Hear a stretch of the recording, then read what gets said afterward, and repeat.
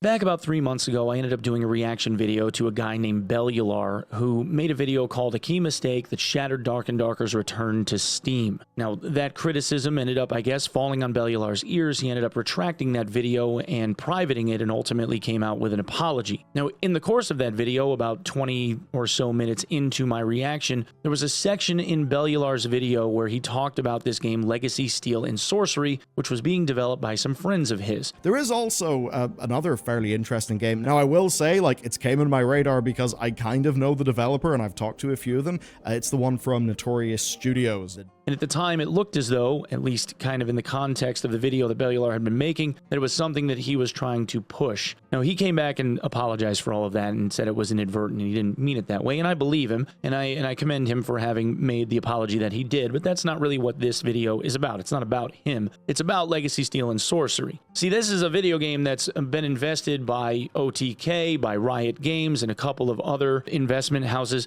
to try and bring this game into light. It was first revealed in the OTK Games Expo, the show that they did on various socials, in June of 2024 was when we first saw this trailer. Now, I want to talk about what's coming because this game is going to be playable in about 2 days. On the 4th of October is when they push this thing out into an alpha. It's a closed alpha test, playtest weekend. Apparently, they're not inviting everyone, but I was lucky enough to be granted a key. They've got me as a very short list of content creators that they're trying to work with in putting this video out. I'm not being sponsored by them in any way, but what I want to do is inform you guys that this game is going to be playable. We're going to be streaming it, obviously, on Friday, so that you guys can see what it looks like, and then I'll obviously do a video giving you guys my impression of the game and whether or not I think it's got any staying power and what's good and what's not. But insofar as the trailer is concerned, there are a few pieces of this that are relatively public that I can talk about, I think, and let you guys know kind of what we're in for. So, this game is falling into the same categorization of a Dark and Darker or a Dungeon Board or a Greed is Good or whatever, being basically coined as a hack and slash extraction game. I'm not calling this one a dungeon crawler because it feels like you're more along the lines of venturing in the wilderness as opposed to being inside of like big dungeons all the time, but obviously that has yet to be seen because I haven't been able to be on the map yet. What they have said is that this is an engaging action combat game experience of core class fantasy within a brand new epic IP. So the art style, I guess, is kind of reminiscent of Riot and how they presented League of Legends. And the oil painting aesthetic of this and shows like Arcane and whatnot all kind of seem to meld together in a similar fashion. Not that this is necessarily part of the League of Legends IP universe, but you can see where there's some similarities being drawn. I will say, though, that while I do appreciate the oil painting aesthetic, the cartoonish but not childish feel to the artwork, which I actually like, and I very much like the artwork style that like Blizzard implemented for World of Warcraft, which is what this kind of feels reminiscent of as well, is the camera. I'm not a big fan of over-the-shoulder, like third-party cameras. I never really have been for games of this nature. If it's a game closer to that of like a Dark Souls or a Bloodborne, where it's mostly a first-player, single-player experience, or a Sekiro, something like that, it's not necessarily as much of an issue. I don't necessarily mind it in that reference, but when it comes to the multiplayer aspect, I feel as though when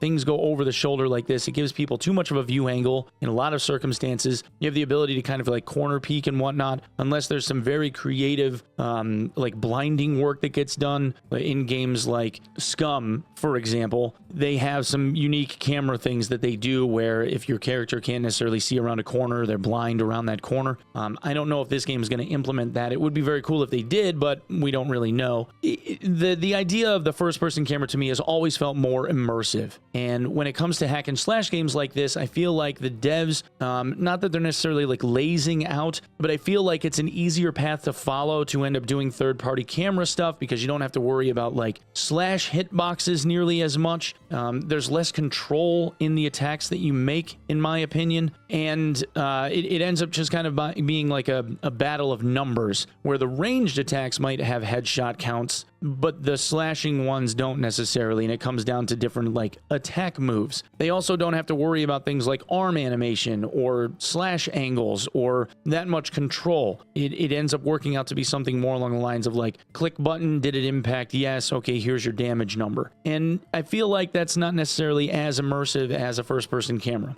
but I'm yapping. I'm also not a huge fan of floating combat text either. But I do like the destructible environment aspect that was shown in the trailer, and I also like that there's some interactable like objects depending on maybe how much strength your character has, being able to throw things like boulders that they find laying on the ground and some rubble that you just created. Kind of a cool aspect to this game that I think would set it apart a bit. Anyway, the idea here is that there's going to be different classes in fantasy. In the trailer, they showed us a fighter or like a warrior class, and then we obviously had like this ranger class as well that were kind of duking it out, and we saw various special abilities and whatnot, which leads me to believe that there's going to be some type of like talent progression or like a mastery system of some kind where you'll be able to kind of tailor a class or a character in a certain way, one way or the other, make them like more or less tanky, or something that focuses more on like maybe traps for a ranger, or something that's more along the lines of like ranged damage. We'll have to see what it looks like. But we do know that this is going to be a PvP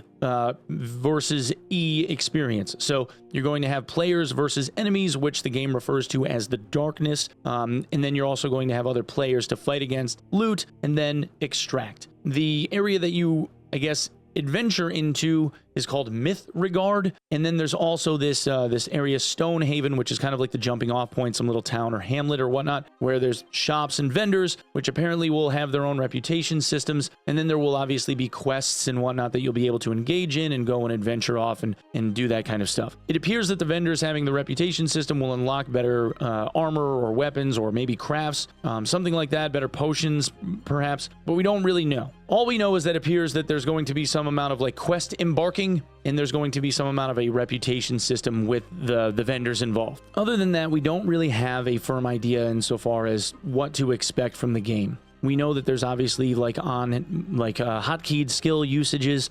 We know that there is health and stamina bars, which is another interesting addition that we don't see in Dark and Darker, is the introduction of stamina. And we also don't know how long the rounds are going to be. My guess is maybe somewhere around like 20, maybe 30 minutes.